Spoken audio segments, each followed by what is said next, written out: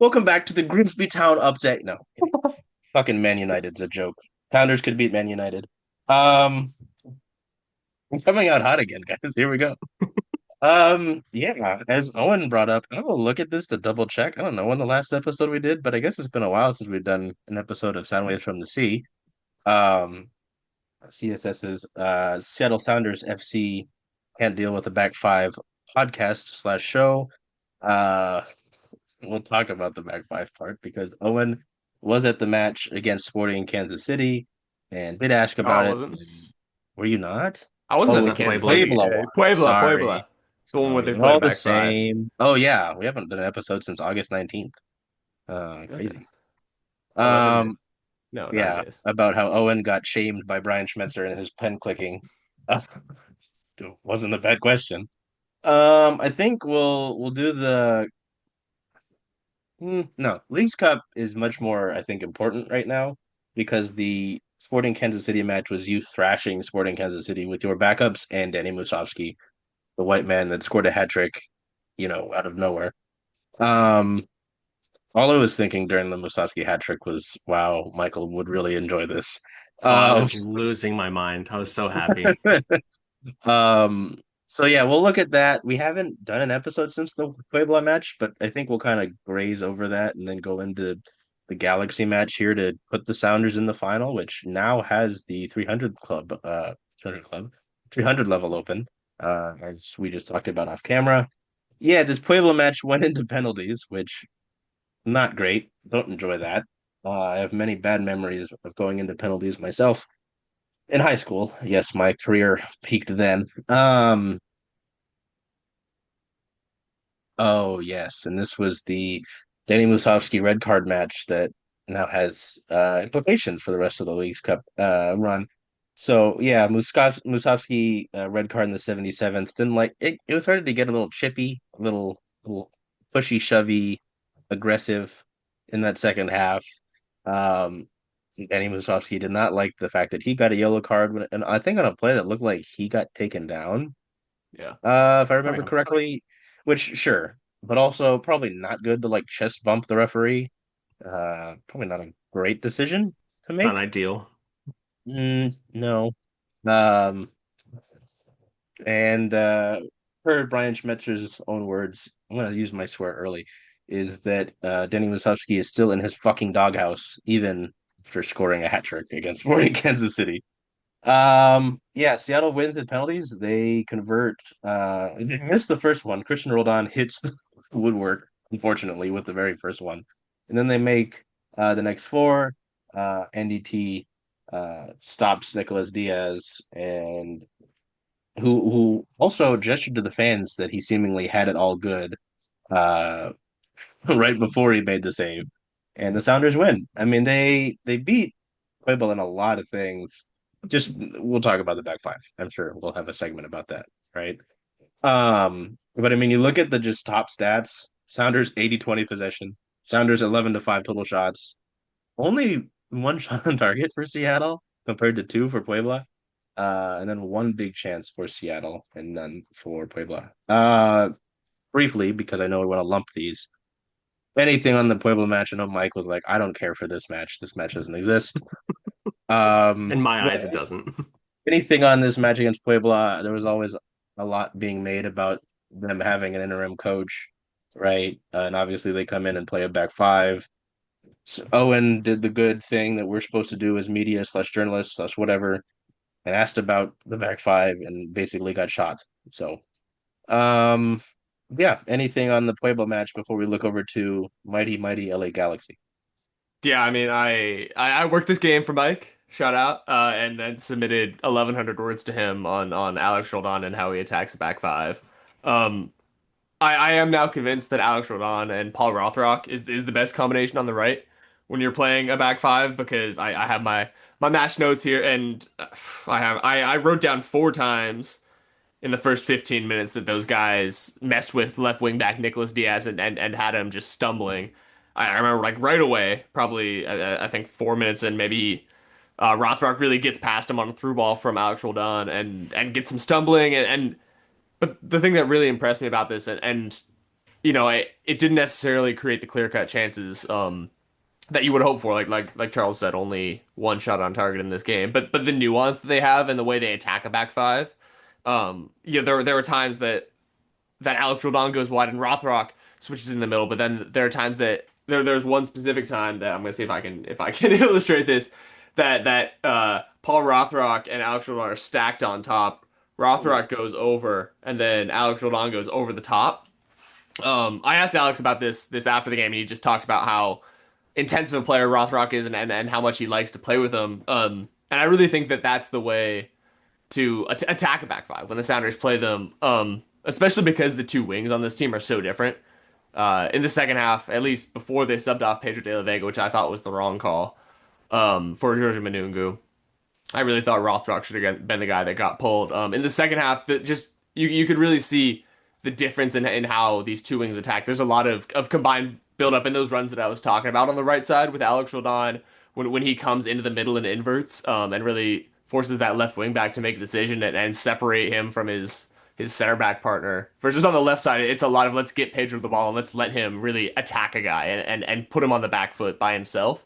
That's not necessarily something that Rothrock can do, but I think that's important because you have different ways of attacking on the two sides. I still don't think the Sounders understand really how to deal with a back five in terms of creating really clear cut chances. Because that was two games. The Minnesota game, they did create a lot of chances, couldn't finish them. This time it felt like they took a little bit of a step backwards in terms of actual chance creation. Whew. There you go. Good shit. Let me get a drink. What do you guys think? The Sounders know how to handle a back five? Absolutely not. They still don't. They No. will prove that. Are they ever going to play a back five again? Yes. Don't fuck with me. When we play Minnesota again, When you play Minnesota in the Western Conference Final, It's pain. just so frustrating, man. They do it because it works, but it's just it's the most frustrating thing to watch when you're watching soccer because it's not that much fun to cover. I got really excited about Alex Roldan and Paul Rothrock, and then realized I'd written 500 words, and had to trim it down a little bit. So I was I like, oh, didn't mind it. I liked it. I was like, nah, this is oh, good. Send. yeah, but publish. on the Musovsky red card, that's just got to be, especially because it's a two-game suspension. We're going to talk about the Sounders' depth, I'm sure, when we talk about Kansas City and about this Galaxy game. Um, but still, like in terms of like having veteran nous, that's just he and it sounds like he had private conversations. It sounds like he apologized. But it's just it cost this team. Um, and there are younger players who held their tempers much better in that game. I even knew who held his temper, which is the most surprising thing. Which we'll also get to him later too, but still.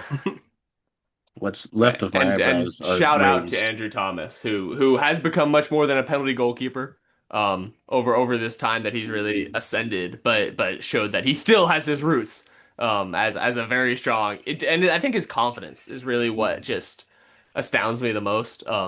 This is the guy who's in theory not even fighting for a spot. I mean, he's fighting to be on this team, but they've said Steph Fry is the unquestioned starter, but he still has that confidence to go out and say, "Hey, I'm the man. Like this is me. This is what I'm good at.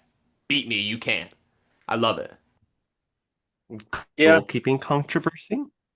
No, Okay. Good. No. he's Shut very up. good. Yeah. No, he's like. I have no. Well, Jada Evans with the Seattle Times, I guess, sat down with Steph ahead of the KC match, I believe it was, and Steph said he wants to play at least another year.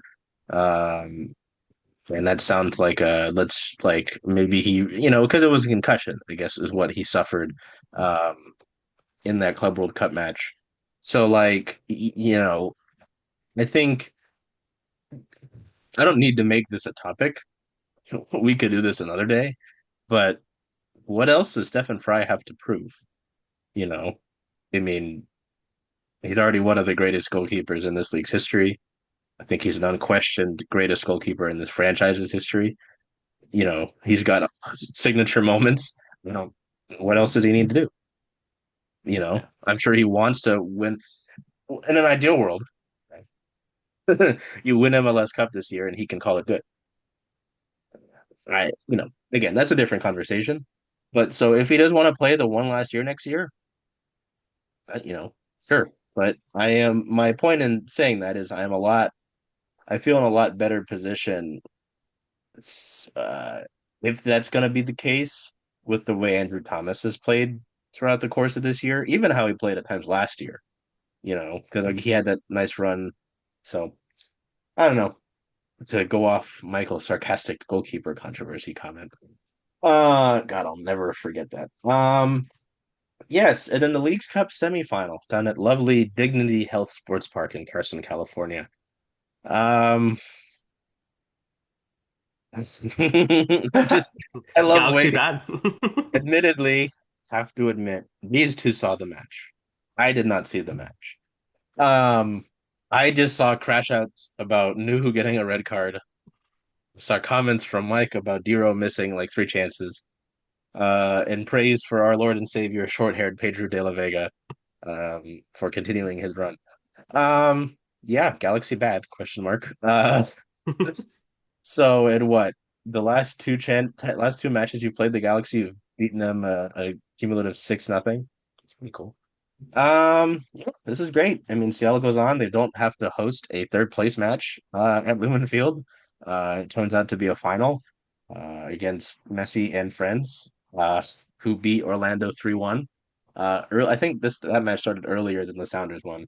Um, yeah. What did you guys see from this one? Either you, to Mr. Gremio or Duck Boy down there at the bottom, however you want to Duck, start it. Duck boy. But I'll I I'll mean, let Mike kick it off here. Sounders started off great. Honestly, that first goal from Pedro de la Vega, that was all Paul Rothrock. Like the way he just comes running through right from the get-go. As soon as he hits that rebound, ball bounces around, Pedro hits it in. I was like, "Ooh, this is how the rest of the game is going to go." And it felt like that way for about 15 minutes, and then the game really started to open up, especially in the midfield. I feel like in that first half, that I put in my halftime thoughts that like this game is gonna be won and lost in the midfield. So I saw Galaxy and moving in transition quite a bit, and Sounders doing the exact same thing. It felt like a regular Sounders Galaxy game though. It's because Galaxy had the possession, they had the ball, they did their thing, but the Sounders still killed them in transition whenever they could. Uh, Honestly though, this game is peak Sounders for me. hmm. You've got a red card. You've got a youth backup scoring a goal and having a really good game. Like, I know like we were kind of like shitting on Darrow for missing those chances before we start recording, but other than that, his hold up play and the way he's getting into spaces was incredible for someone his age and with his lack of experience going against two former Premier League center backs. Former for a reason, right? Meh. Exactly. But they're also old as fuck, so Yeah, I mean that's where I wanted to start is his hold up play. Because like to be so honest, like the missing the chances is concerning. And those are chances a guy who is the starting striker for the Seattle Sounders should be finishing. But the hold up play is something really interesting because that's something that we've pinned on Jordan Morris a lot, and we've said, hey, kind of as he's evolved as a player and become a bigger guy, and maybe speed has become less a part of his game. The hold up play has become more a part of his game. But that doesn't mean like that he's built for that strength. Osaze de Rosario is built for that. He's a big dude who can pin himself on big MLS center backs and go really win. I was a little bit surprised. He was a 20% win rate on his aerial duels, 1 of 5. I felt like it was better than that. I felt like not only the way he was able to back into guys and win balls, both in the box a couple of those times with his goal and then a couple of those other ones, and then also the just his ability to take a ball down and then turn and distribute. I think he had 2 or 3 passes into the final third. Um, it just really excites me because it's a different archetype of striker, and if he can keep evolving like that, I think that's a really valuable asset for the Sounders to have in their back pocket, especially if you're going to play more back fives where you know you have a ton of possession and you're trying to get a team on the back foot. One of the best ways to do that, if you don't have a guy like Jordan Morris who can turn around to the channels, is to have a big guy who can hold it up and play it into a guy like Pedro de la Vega or an Alex Roldan sprinting into the channel. I also thought I want to also highlight Jesus Ferreira for a second because I Hmm, feel like okay. when you have a player like De Rosario or even Dan Musovski doing that hold up play, kind of getting botting with those center backs, that's when a player like him is going to thrive. And I feel like Jesus Ferreira, I know he's had his ups and downs this season so far, but I feel like he was really getting into the game and making really smart runs because De Rosario was holding up the ball and botting with those Mm. center backs. I feel like this having a striker like this, like Danny and Osaze, I think it's going to unlock a new form of attack for the Sounders. I Yeah, I mean, we've mean, been talking about it all season. It's been fun to watch. it's good things happen when you put players in the positions they thrive best in. Jesus Ferreira is a second striker, especially when he gets to play off a big guy like Osaze De Rosario or like Jordan Morris. I was also really impressed again. We've been ringing the bell for Danny Leva to come play as a 10. Yeah. He gets a nod in this game, and looks fantastic again. I also think he's one of, if not the best set piece takers on this Sounders team. His service is consistently dangerous. And that alone is an argument for him to come into games late. Late games, especially when the Sounders need a goal like that Club Puebla game. Dangerous set piece service is really important.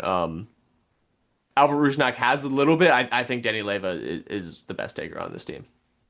That's who I want on an in swinging free kick from the right side or the left side, wherever you want it. Somewhere you're trying to get Yamar's head on a ball. I still want to I know. see Danny Leva start with this first team I at the 10. Like I feel like it'd be really fun to see him start as that 10 and have Ferreira operate in those half spaces. where Like are we've you playing seen Ferreira? Are you playing on the wing? on the right, yeah. But I but for leading up in this like league run before like the Leagues Cup started like really started kicking off, I feel like we saw him operate in those half spaces really well, and he was generating a lot of chances and moving forward a lot felt more natural for him. But see. I don't Yeah, know. I don't know if he's in my starting lineup. Just because I like creatively. I agree. The set pieces and I think his ability to maybe move into the channels is there. I think not only the chemistry, but just kind of the varied skill set that other guys have is more important. I do think he's a very strong number 10. Especially when you're kind of in that late phase of a game, and either, leading, protecting a one goal leader or trying to go get a goal in terms of, hey, like let's advance the ball through the midfield. I think he works really well with Obed Vargas. I think Jesus Ferreira is probably better if you're really chasing a game and trying to have creation, just because he can move side to side a little bit better, and I feel like his combination play with a striker, especially if you get a ball like a knockdown off Ozaze, I trust Jesus Ferreira to play that more spray ball.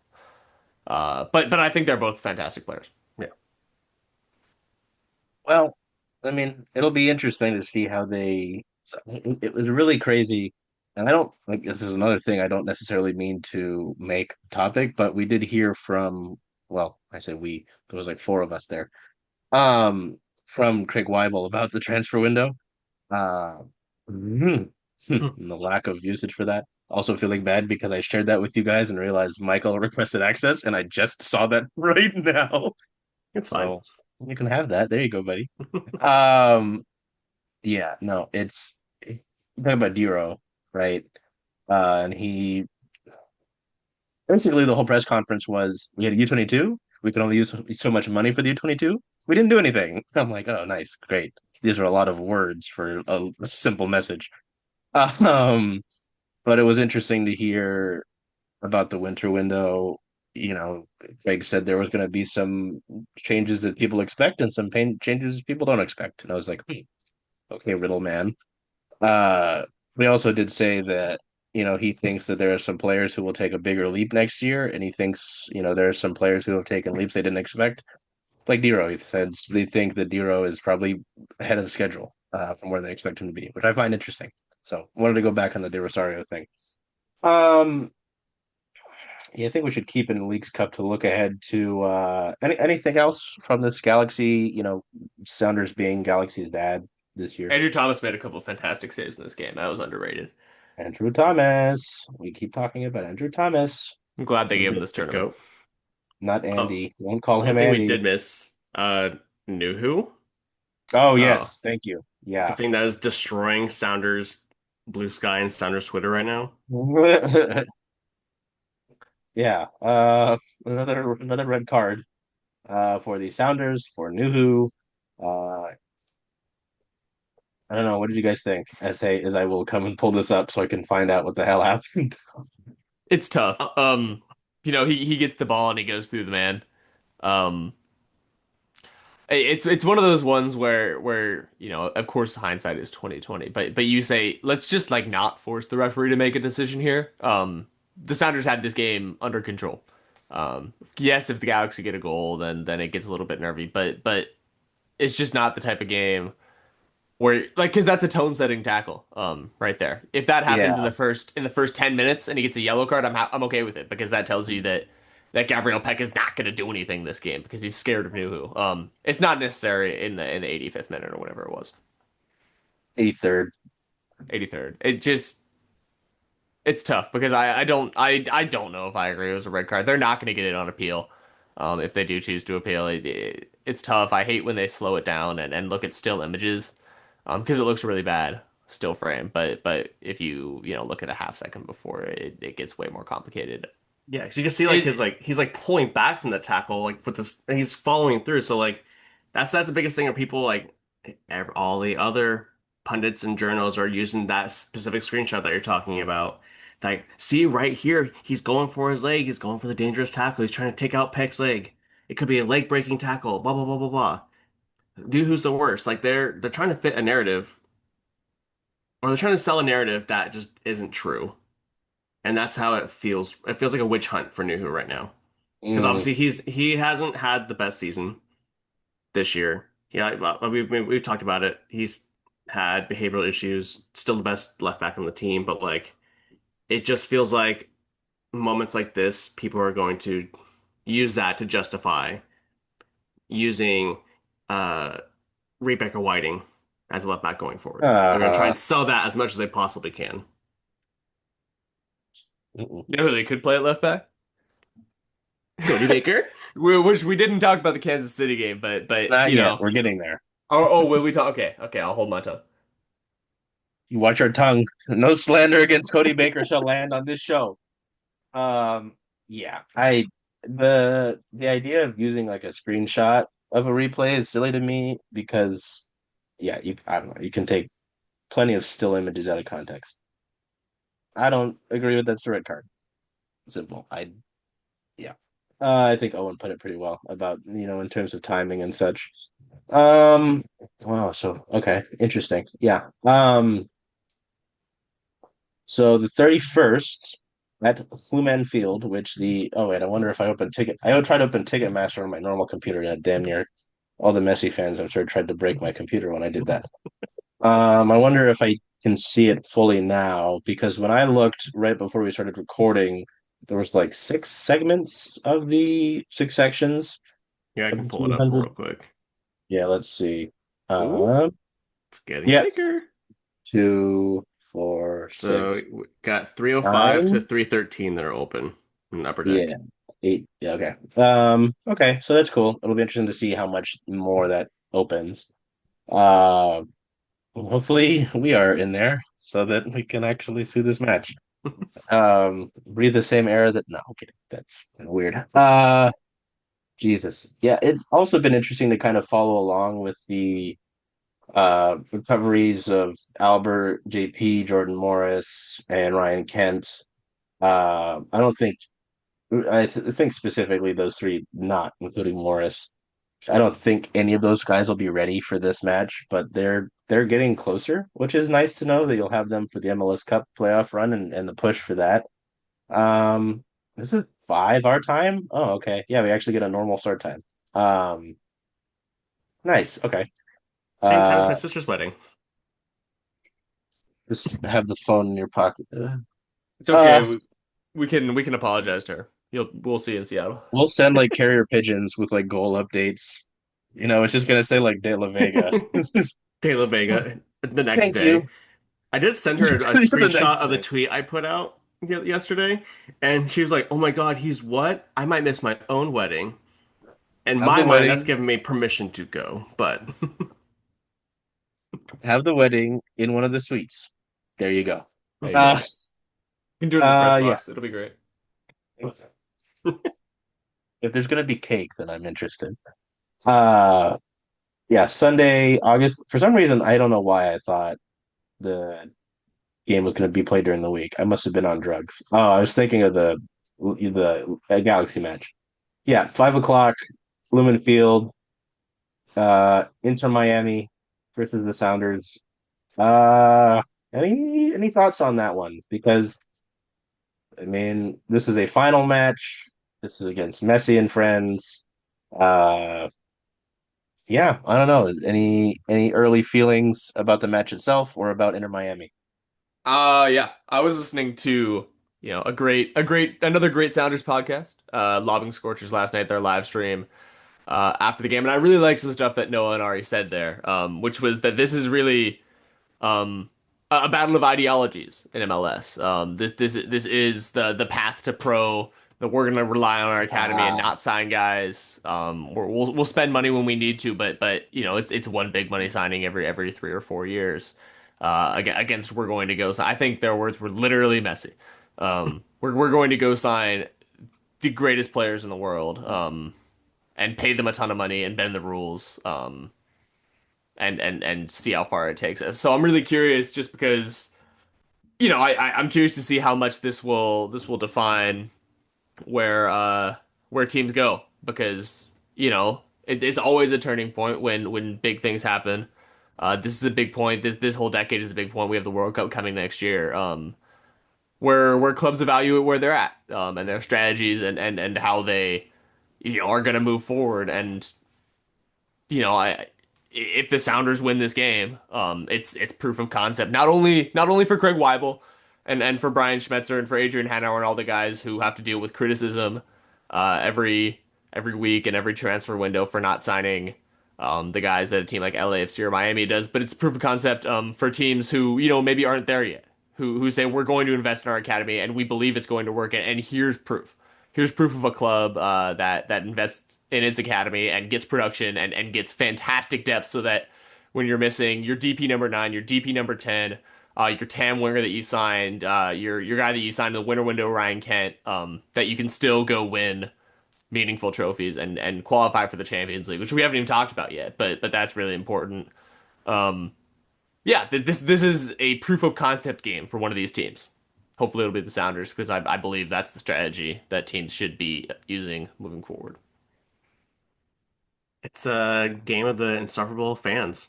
Everybody hates the Sounders. Everybody That hates too. Inter Miami. Like, it is a neutral's nightmare, is what this game is gonna be, and it's gonna be glorious.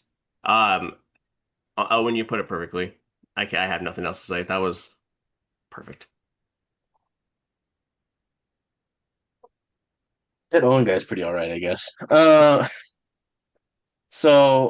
Frank McDonald, who does a bunch of Sounders and I believe Washington soccer history, tweeted, yeah, last night that the Sounders have hosted the Open Cup final twice, the MLS Cup final, the CONCACAF Cup final, and now the Leagues Cup final.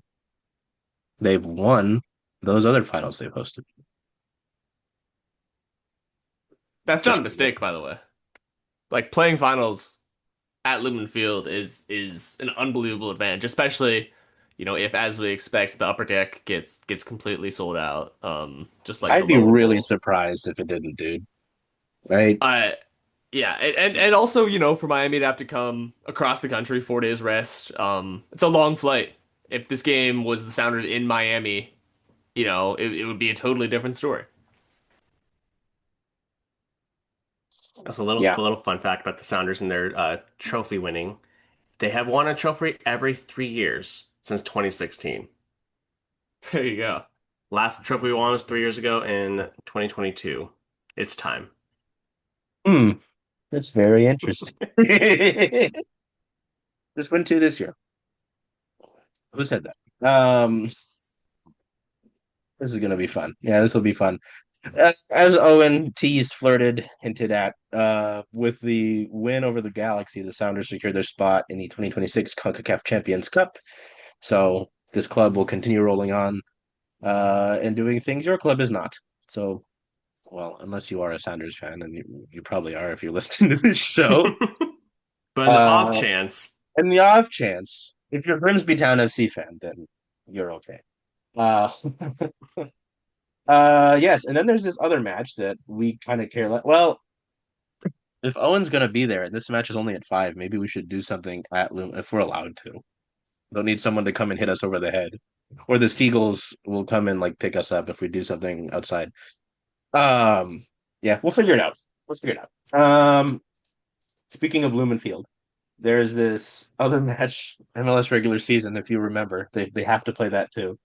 Um, it was fascinating because pre-match I was down at listening to the Weibel press conference, and I just get a flood of texts of these two guys reacting to the starting 11 and the rotation in it, and I was basically like the children and Danny Musovsky, if I remember correctly.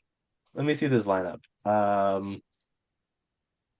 Jesus Christ, the kids, John Bell, Yamar, Christian Roldan, and Danny Musovsky. And that's definitely Christian Don played 45 minutes, so so basically like four chaperones and the kids. Field field trip. trip. Wow, Jinx, you guys owe each other a duck. I don't know. We'll figure it out. Yeah, it's the MLS regular season. Oh yeah, it's pretty crazy how you got that was funny. You'll play Messi and friends twice in the span of 3 matches And then because you they go have to play run they play the Galaxy too. They go back and play the twice After Galaxy. a that. 2 week Yep. break, yeah. It's just gonna be the 4 weeks of Galaxy and Messi. I can't Um, wait for the Sounders to get Mascherano and Vanny fired. It's gonna be great. can you imagine? If they get fired, Michael, you have to put out a notes app apology to those two. Uh, Yeah, yeah. they've got one, two, three, four, five, six, seven regular season matches to play after the Kansas City match, and you beat the Sporting side with a hammer um, with your backups, which is pretty remarkable. Um, it wasn't so great when excuse me, Kansas City equalized in the 36th minute, but from there on out it was pretty Sounders. You know, Kalani scored in the 11th. Kalani Costa Rienzi agenda continues. We will continue to push that. Um, Danny Muskowski scored in a minute after halftime extra time, the 50th minute. This own goal happened in the 53rd. I can't quite read the name that's on there. It We're gonna says ignore that for now. Baquer. Yeah, I don't know what that is. Must be Spanish. Um, New academy guy, you know. Snyder Brunel, first goal. So in his first appearance and his first start, he's recorded goals. Pretty good, not bad. Um, and then Musovsky in the 75th minute scored the penalty to make it 5-2. So yeah, I don't know. It's pretty cool to see your depth come through and perform the way they did in this sort of match. Um, Give me a minute to talk about Seattle generally here. As we head into the month of September, the four teams that are in active regular season competition, because the Seahawks and the Oregon Duck alternate jerseys are not in the regular season, of course, yet. Um, all four regular season teams that are active are in a playoff spot of some way, shape, or form. The Mariners, the Storm, the Sounders, and the Ring. So it's going to be fun around here in September. Very stressful for me. My hair is already gone, as you can see. This is a new development, of course. But I talked about this with Bella on our rain show that we put out yesterday. Um, to kind of ties into Owen's myriad of different sayings, cliches, championship mentality, and such. If your depth is helping you, you know, progress and you're able to learn lessons about yourself as a club, for the rain, it's in tough draws and tough environments and dealing with resiliency. For the Sounders here, obviously, it's beating Sporting Kansas City over the head with a cartoon mallet.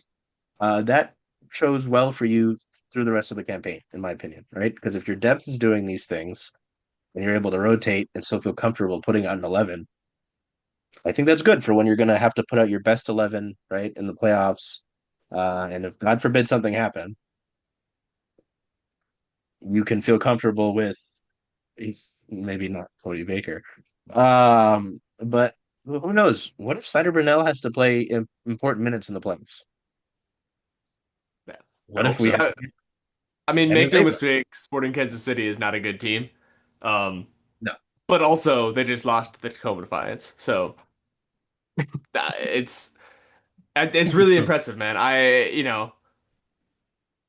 You walk a fine line, and I don't think you can. I believe in being able to criticize this team's front office while also saying, they've done a really good job, Oh, investing in sure. the academy. I'm curious to see, of course, what the Defiance will look like now that Coach Diaz, who developed a lot of these guys, is no longer with the club. But I have faith that it'll continue to be a strong program, and without that, honestly, the Sounders are not able to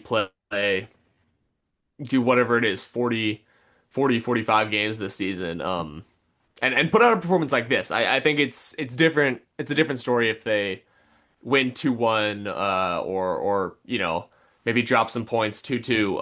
But for them to fight back from that equalizer and really go get 3 goals, especially, which we talk about continuing to push and not just letting the go ahead goal be the last one. Just the mentality is really impressive. I thought that second half was pure perfection. I thought it was Wow. the best second half of ball the Sounders have played in a while. I Wow. had no complaints in that second half. I don't care about that stupid own goal. We're not going to talk about that. But everything else was, I had no complaints. Like this team since the Club World Cup has just been so fun to watch. I mean, obviously we'll complain about them playing against five in the back against Minnesota against Club Puebla, but like their mentality after those 3 games has been unstoppable and unmatched. It's unreal. Okay. Well, so oblige me for a moment here. Uh, Cody Baker played pretty well in this game. The own goal is tough.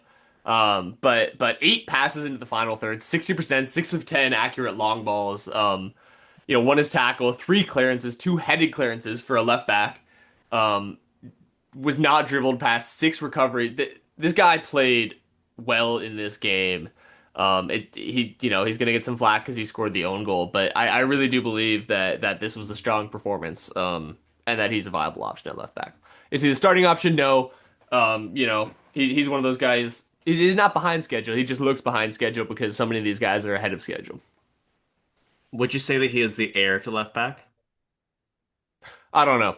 I do not think that he's the guy who's going to start at left back on Sunday. I think that's going to be Reed Baker Whiting. And they have a lot of faith in Reed to play there. I do think he's useful just because of how strong he can be on both sides. He can play a left back, but he can also play it right back in this team. I don't think that's going to be as much of a factor just because Kalani is so great on that right side. But I think that's useful to have a guy who really you can move around, just like a chess piece. And he can play center back too. We've seen him play that In a before. pinch, yeah, yeah, In yeah. a pinch, yeah.